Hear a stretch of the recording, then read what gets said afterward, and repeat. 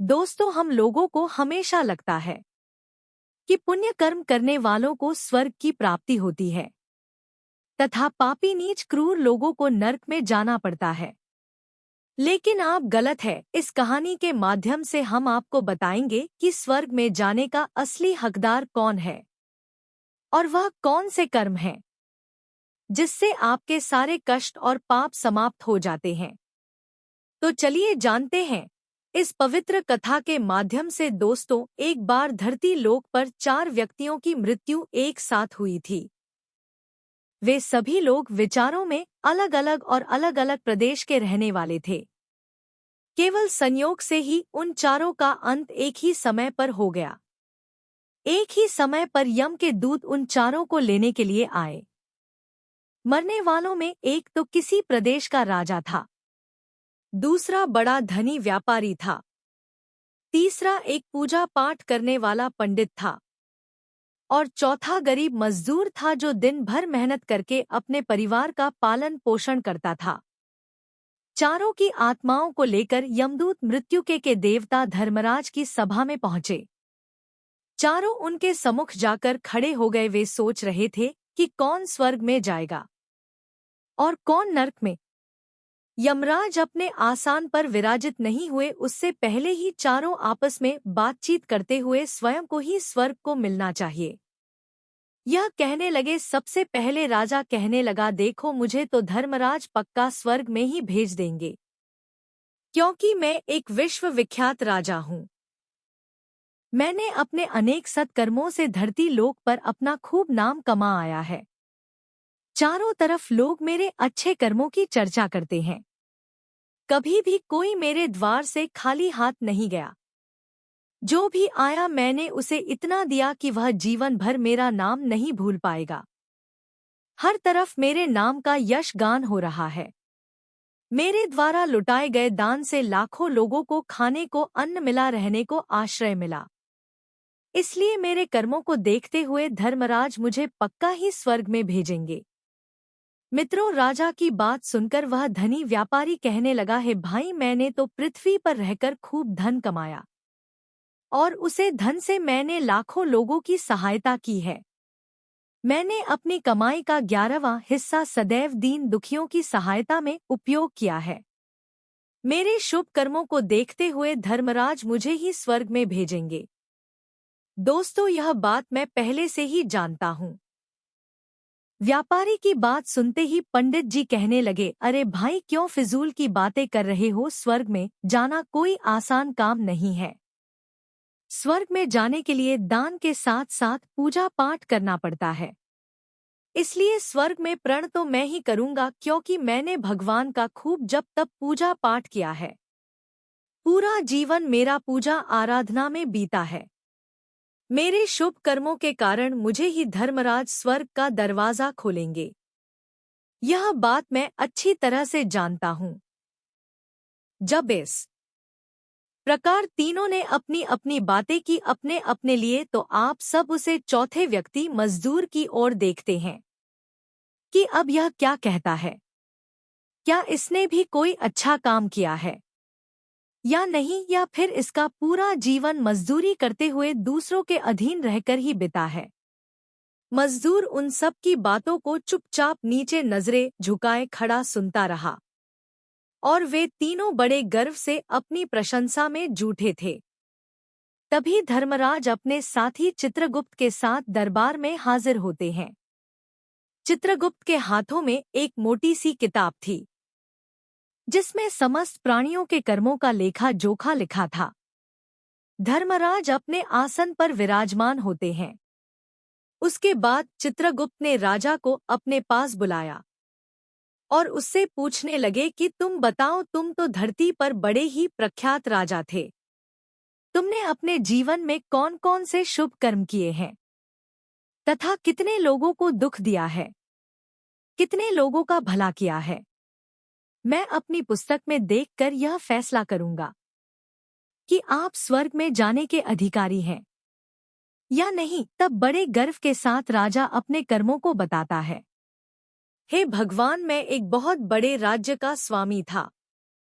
मेरा राज्य बड़ा ही समृद्ध और खुशहाल था। मेरे राज्य में दिनहीन गरीब लोग बहुत ही कम थे। सब मेरी छत्रछाया में बड़े आनंद के साथ जीवन यापन कर रहे थे।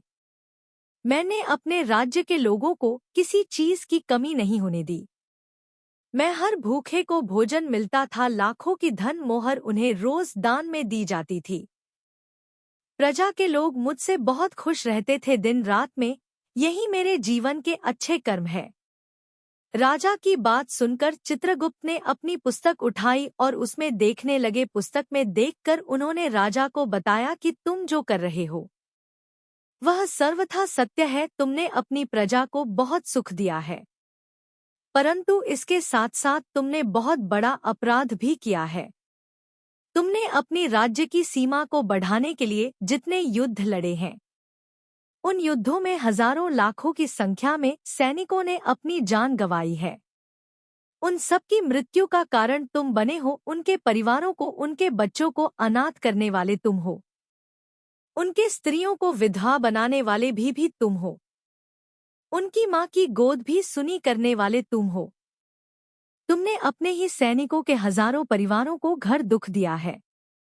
युद्ध लड़कर राज्य बढ़ाने से अच्छा था कि तुम अपने पड़ोसी देशों से मित्रता करके उनके साथ व्यापार बढ़ाते। आपका राज्य तब भी समृद्ध और संपन्न रहता। तुमने अपनी प्रजा को नहीं, सैनिकों को सुखी बनाया है, इसलिए तुम स्वर्ग के अधिकारी नहीं हो। यह बात सुनकर राजा चुपचाप पीछे हो गया।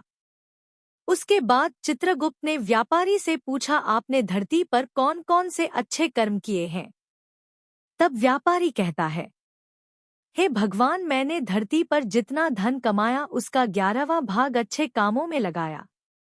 लाखों लोगों को भोजन कराया, कई आश्रमों को दान दिया है, कई बेघर लोगों को अपने धन से भर दिया है, कई शहरों में मंदिरों का निर्माण कराया है, कई जगह पर धर्मशालाएं बनवाई है, प्रत्येक तीर्थ में भंडारे करवाए हैं।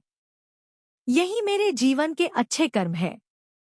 व्यापारी की बात सुनने के बाद चित्रगुप्त ने अपनी पुस्तक खोली, जिसमें उसके जीवन के सारे अच्छे बुरे कर्म लिखे हुए थे। चित्रगुप्त ने बताया कि देखो, तुम जो कहते हो वह सत्य है।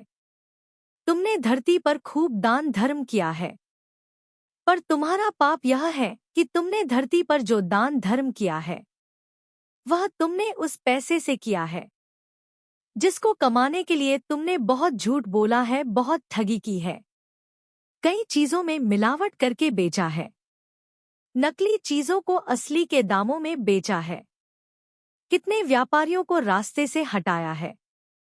तुम्हारे इन कर्मों से अनजाने में कितने लोग बीमार होकर मार गए, कितनों ने आत्महत्या कर ली, कितनों की मेहनत का पैसा तुम्हारे पास चला आया।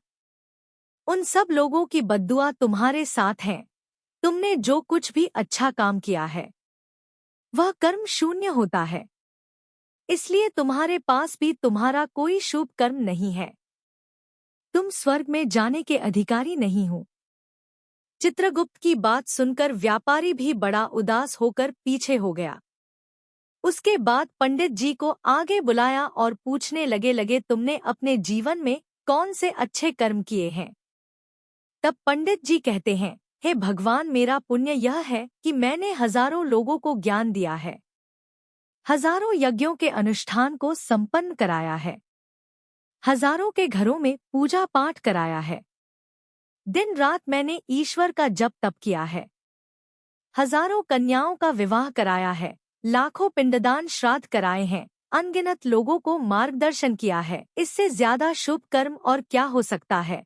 तब चित्रगुप्त अपनी पुस्तक में देखकर बताते हैं, हे पंडित जी महाराज, आपका कहना सत्य है। आपने वास्तव में हजारों लोगों को ज्ञान दिया है, लेकिन उसे ज्ञान पर स्वयं कभी अमल नहीं किया।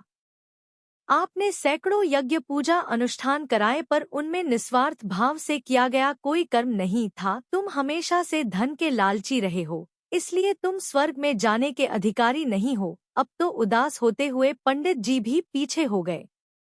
अब बचा केवल मजदूर। इन यह देखकर बड़ा हैरान था कि अब तक वह जिनको इतना महान समझ रहा था, उनमें से कोई भी स्वर्ग का अधिकारी नहीं रहा तो मैं कैसे स्वर्ग में जा सकता हूँ। मुझे तो स्वर्ग की कल्पना भी नहीं करनी चाहिए, क्योंकि मैं तो कभी पूजा पाठ जप तप या दान करने के लायक भी नहीं था। तो शुभ कर्म कहाँ से करता, मैं तो मेहनत मजदूरी करके सारे जीवन अपने परिवार का भरण पोषण करता रहा। वह मजदूर यह सब बातें सोच ही रहा था। इतने में ही चित्रगुप्त ने उसे भी आवाज लगा दी और उससे पूछा, किंतु वह मजदूर तो पहले से ही कहने लगा, भगवान, मैंने धरती पर एक गरीब के घर में जन्म लिया था। दान हवन पूजा पाठ करने के मैं लायक ही नहीं था, तो मैं शुभ कर्म कहाँ से करता। मैं तो अपने परिवार का पोषण बड़ी मुश्किल से कर लेता था। मैं जानता हूँ भगवान कि मैं स्वर्ग में जाने का अधिकारी नहीं हूँ। मैंने धरती पर भी नरक भोगा है और आगे भी नरक में ही जाने की हैसियत है। किंतु हे प्रभु, यहाँ पर भी मेरी एक इच्छा है। मैं स्वर्ग में तो नहीं जा पाऊंगा, लेकिन मैं एक बार स्वर्ग को अपनी आंखों से झांक कर देखना चाहता हूँ। इससे अधिक मेरी कोई इच्छा नहीं है, क्योंकि मैंने ऐसा कोई कर्म नहीं किया है जो कुछ देर के लिए ही मुझे स्वर्ग में पहुंचा दे। मजदूरी के बाद लोगों की सेवा के लिए मेरे पास समय नहीं बच पाता था। बचा हुआ समय मैं अपने बूढ़े माँ बाप की सेवा में लगा देता था। उनके लिए उन्हें खिलाता पिलाता, उनके वस्त्र बदलता, यही मेरी दिनचर्या थी। मुझे तो मंदिर में जाने का भी अवसर नहीं मिलता था। मजदूर की बात सुनकर चित्रगुप्त ने अपनी पुस्तक में देखकर पूछा, हे मानव, तुम ध्यान से देखकर बताओ, सोचकर बताओ कि तुमने कभी तो कोई शुभ कर्म किया होगा। तब मजदूर अपने पूरे जीवन के घटनाक्रम को याद करता है। तब उसे याद आता है कि एक बार उसे बहुत तेज भूख लगी थी। वह रोटी खाने के लिए बैठा ही था, कितने में वहां एक बहुत ही कमजोर बीमार कुत्ता टहल रहा होता हुआ आ गया। जो ठीक से चल भी नहीं पाता था, वह आकर मेरे सामने बैठ गया और मेरी रोटी की ओर गौर से देखने लगा। मैं समझ गया कि वह कुत्ता बहुत भूखा है। मेरे अंदर से आवाज आई कि बेजुबान जानवर को छोड़कर तू अकेला कैसे खा सकता है।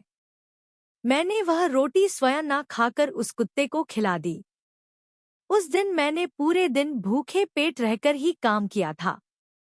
मजदूर की बात सुनकर चित्रगुप्त मुस्कुराए और उसका हाथ पकड़कर बड़े सम्मान के साथ उसे स्वर्ग में लेकर गए और बोले, वास्तव में आप ही स्वर्ग में रहने के अधिकारी हो। प्राणियों पर दया दिखाना ही सबसे बड़ा शुभ कर्म है।